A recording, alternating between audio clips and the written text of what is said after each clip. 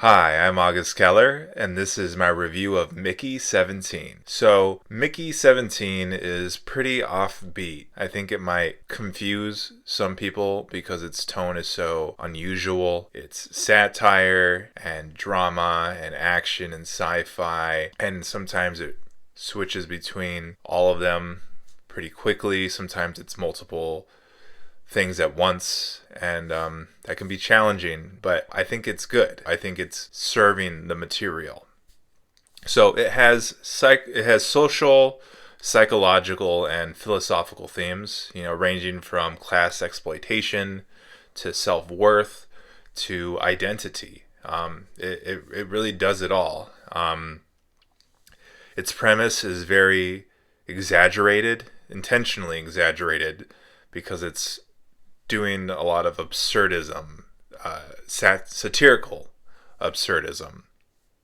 But there's still a lot of gut punches of real, genuine drama.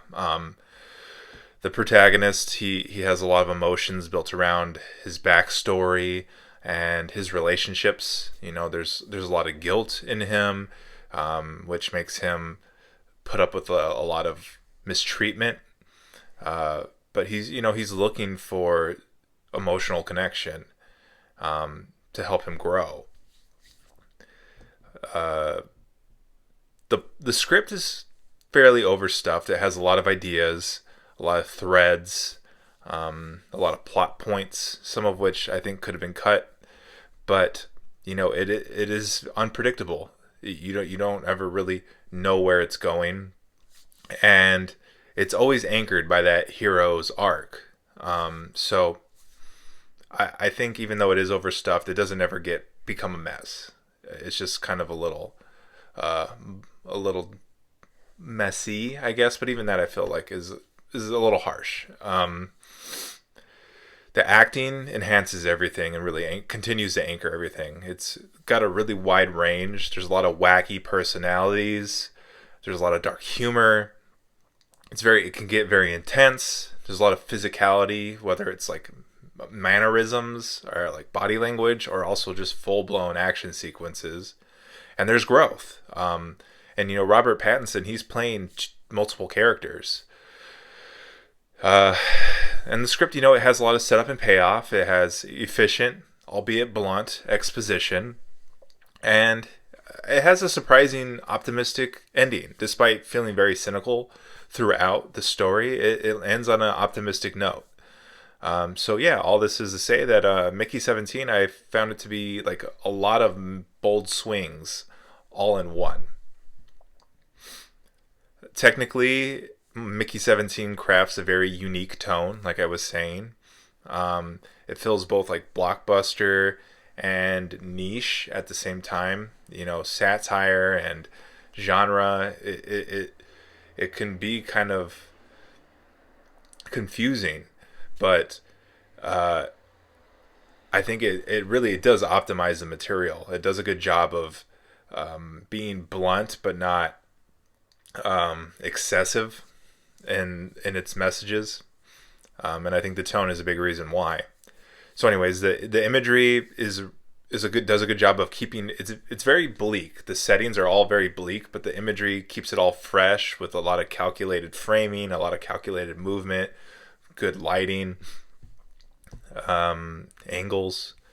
The editing, it has a lengthy runtime, and like I said, it is overstuffed. So the momentum does get spotty towards the end, but there's a lot of timeline jumping and like kind of like in a montagey kind of way. Like the whole first like 15-20 minutes almost feels like an extended montage, and I think that keeps engagement. That really kind of compensates. The sound has a lot of genre elements.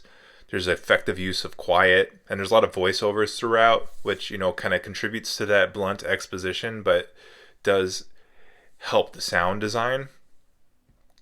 The music is primarily classical. It ranges from like really restrained piano to like full-blown operatics.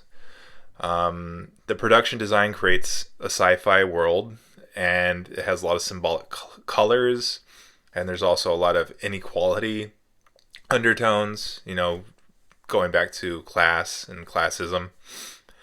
The cast combines fame, skill, fit, some prestige, and a good amount of diversity.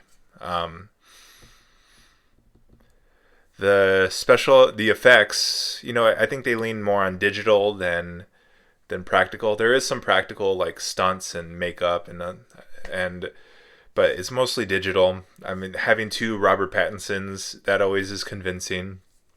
So it is pretty extensive, the effects. A lot of CGI, but sometimes it feels a little too much, but it's good. So yeah, overall, Mickey 17, it delivers meaningful entertainment through a very distinct personality, and that's a lot of what I'm looking for. I don't know if it's always succeeding. It's in everything it's doing, but it's doing a lot, and it's doing it a lot well, doing it a lot its own way. So I respect this movie a lot, and I definitely like it. Um, I don't know if I love it. I wanted to love it. I had very high expectations going in, and I don't know if it quite met them, but it's still a very good movie.